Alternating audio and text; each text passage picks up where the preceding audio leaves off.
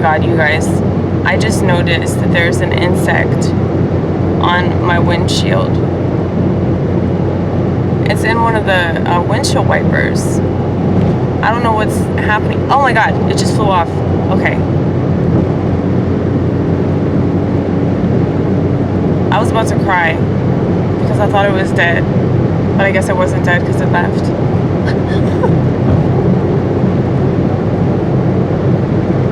Maybe it sensed that you sensed it. Maybe. In case you haven't noticed this, I'm a very like hippied out, earthy motherfucker.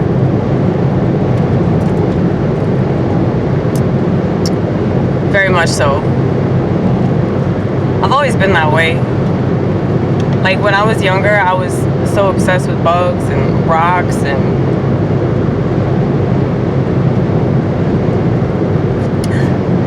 I guess that shit hasn't changed. But that's good because, you know, I've kept my youth somewhat intact.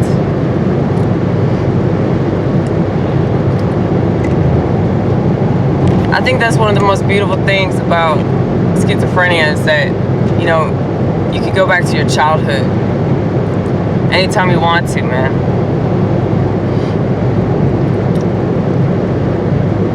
I think that's why I was so stuck on weed, because it reminded me of that.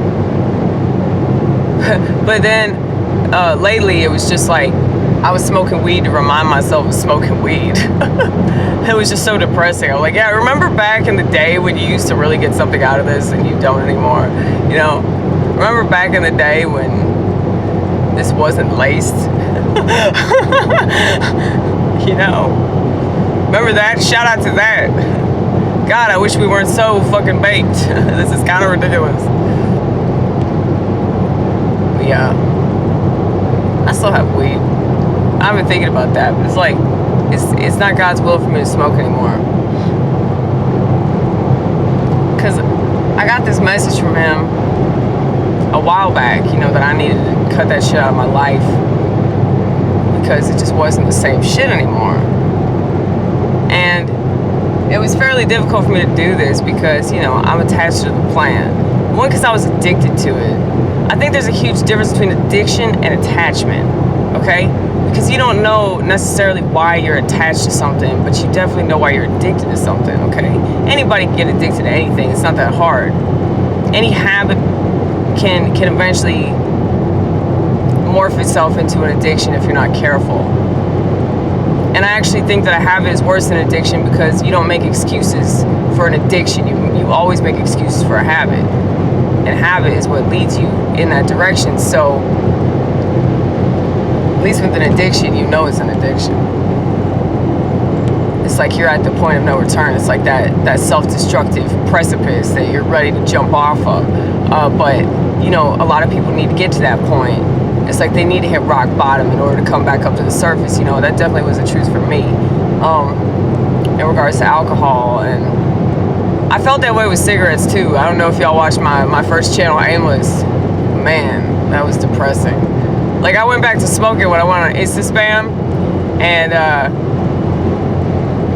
any kind of social media that I've used aside from this YouTube channel, which is very 2005 if you haven't paid any attention to how I shoot my videos,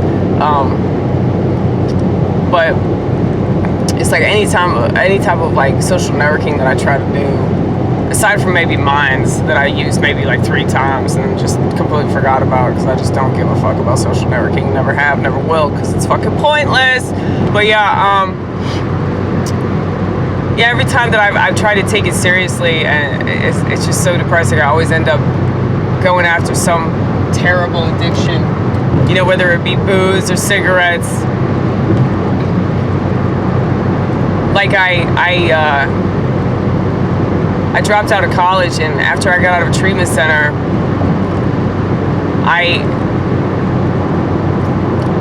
tried to get back on the fake book, and it was just so depressing, and it just made me want to drink. So I was like, I just need to get off this site. I mean, it was already depressing anyway, like alcoholic or not, I was still, you know, wanting to drink. Like anytime that I've ever been on a social networking site, I'm just like, dude, I really want to I just want to start smoking crack and shooting up dope and like all this shit. Now, if you tell me to like get on Twitter, like that's exactly what's gonna happen. I'm gonna have a fucking needle hanging out of my arm and shit.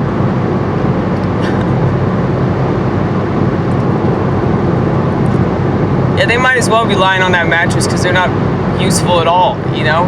Exactly, that's what I'm saying. It's like, now obviously if you use these sites to do something positive, I'm not talking about you, okay? So stop getting your panties in a twist, Hotep Jesus, okay? I love you, Hotep. You're one of my favorites. You're funny and you're right about so many things. God, I love me some Hotep Jesus. Think about that, like his blocking mechanisms. Yo, catch this block. I need to do that in my regular ass life. Just start blocking people. Like, I need like an actual cinder block. That would be cool if I just somebody pisses me off and I just take out the cinder block and I put it there between us, you know. That's a joke for Bryan Sharpe. Only Bryan Sharpe would understand. Okay, send this video to him, please. Somebody please send these videos to these people that I refuse to talk to on Twitter because I hate Twitter. I hate Jack Dorsey. I hate all these people so much. Did I call them people? They're not people. They're not people at all. They're fucking unethical, immoral sacks of garbage. But, yeah, it's like, it's not... For those of you that think that I'm being too stubborn about it, it's like you have to take a stand against this evil. And sometimes taking a stand is just not doing what everybody else is doing.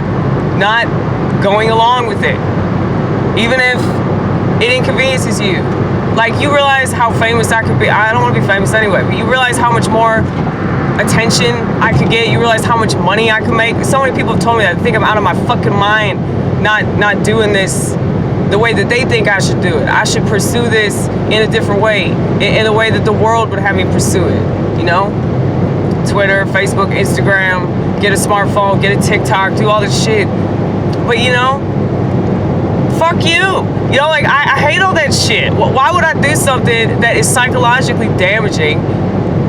Also, I can make some more money. I mean, I'm already making money. I don't need to make a fuck ton of money.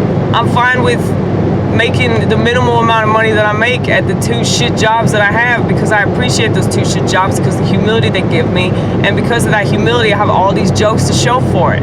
You know? All these people, they're not humble. They're not humble. They don't have empathy. They don't have any understanding as to what's going on.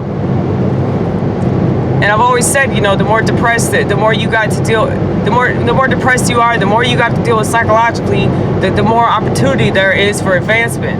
You know, creative advancement rather. Because you can do so much with what you have that you think is so inconvenient. The most inconvenient, unfortunate thing that ever happened to you could be the best, most humbling, most, trying to think of the right word to describe it. What's the word that describes learning stuff?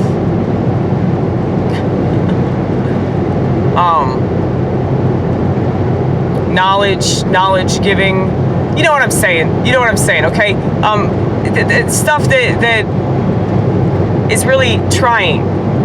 The most challenging experiences in your life. They can give you so much experience, strength, and hope. Shout out to Alcoholics Anonymous, okay? Since I don't go to meetings anymore.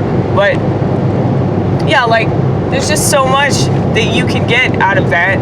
So all this time that you're spending whining about it or making about your motherfucking identity that nobody actually gives a fuck about, you know, you could use that. You could use that to your benefit. You could use that to everybody else's benefit. Think about that. So it's like, I don't know if you guys have read the story about Mary Vincent. If you haven't, you should check it out because I can't tell the story because it's so fucking horrible. I read this story in 1997 in a closet. I'll tell you the story behind the story, okay? So there was a linen closet. I don't think it was a linen closet. No, it wasn't a linen closet. It was just a regular ass closet. It was a regular ass closet, and that I happened to be in, because I was staying at my parents' friend's house in San Jose, California, before California completely fell apart.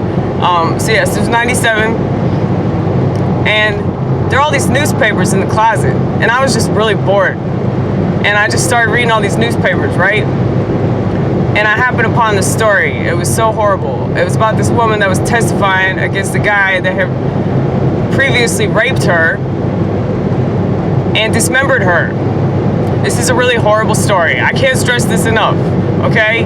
Read the story yourself. It will inspire you to stop whining and playing victim, okay? This woman's story is the most inspirational story I've ever read in my entire life, okay? She was raped and dismembered by this dude she was hitchhiking. She was 14 years old. This happened back in 78. And after he did this to her, he fucking stuffed her in a pipe. And she managed to get herself out of the pipe with no arms. Isn't that incredible? Totally naked, got herself out of the pipe. Okay, so give him the gist. Okay, so he picks her up. Rapes her. Now, I mean, she got in the car. That was probably dumb on her part, but let's not victim blame. Now it's not the time. Now it's not the story. Okay? So he picks her up. He fucking rapes her, and she asks him if he's gonna let her go, and he fucking dismembers her and throws her off a fucking cliff, stuffs her in a pipe, and then takes off. She blacks out, and she wakes up like a couple hours later. And you know what was so crazy to me? I mean, this is just unbelievable to me, you guys. It's unbelievable to me. You know, she said that she was thinking when she was in that pipe, and she's like, I could die right now. I could die. But she said, no.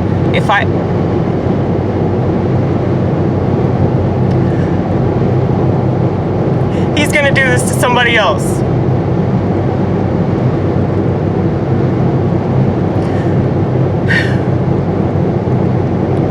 That's just incredible. That's incredible. 14 years old and have that shit happen to you. Something so horrific. And that's what you're thinking. You're thinking about somebody else. Anyway, I knew I was going to get emotional telling this story about Mary Vincent. But yeah, she manages to get out of the pipe, off the fucking cliff. Like she manages to get herself out of this embankment or whatever the fuck she's at, and she stumbles to the road, and she said that the first car that sees her just freaks the fuck out, because I mean, you see this woman is fucking naked and bloody, she doesn't have any arms, and they're just scared. And then the second car, they stop, they take her to the hospital, all that. But yeah, she's got to testify against him in court. And he tells her he's gonna kill her and all this shit. I mean, I can't even imagine. She testifies against him. She's 14 years old. Let's keep reiterating. She's 14 years old. This happened to her. But she testifies against him in court. And here's the thing. I mean, he got off. Eventually, he got off. The whole reason why she had to testify against him again in 97 was because immediately when he got out of prison, he killed somebody. He like stabbed some waitress a bunch of times. Like I think he stabbed her like 40-something times. That is an example of a misogynist, like an actual misogynist, okay? Yeah, it was the most horrific story I've ever read, and I had nightmares about it. Like, just reading that shit, I couldn't believe that this world was that evil and would do that to another human being. But then again, I kind of sort of could.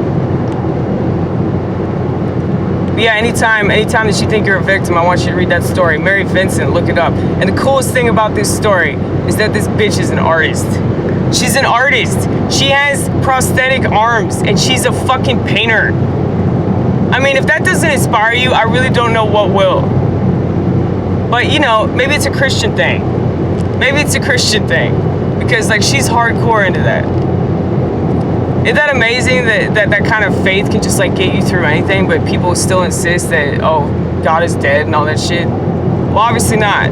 Because her story is so inspirational. It inspired me in that linen closet in 1997. Okay? It wasn't a linen closet, damn it. Stop fucking it up. Stop fucking up the story. It was a newspaper closet. Oh, hey. It's Robert E. Lee. No, that wasn't Robert E. Lee. That was Nathan Bedford Forrest, you dumb fuck. Get your history right. I'm sorry. Get your fake history right. Yeah, there's a statue of Nathan Bedford Forrest on the side of the road. It's like, it's the ugliest fucking statue too. It's offensive just by how ugly it is, because it's fucking plastic. It's not even metal, and it's been defaced so many times. It looks like shit. Maybe I'll do a close up on it one of these days. You'll be lucky enough to see it.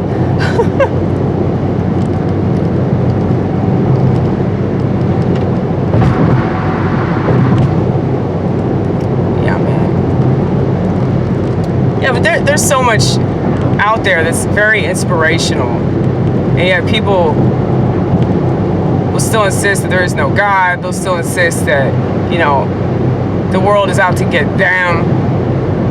I think if the world was out to get anybody, it was Mary Vincent, and the world still didn't get her because she had Jesus. So booyah.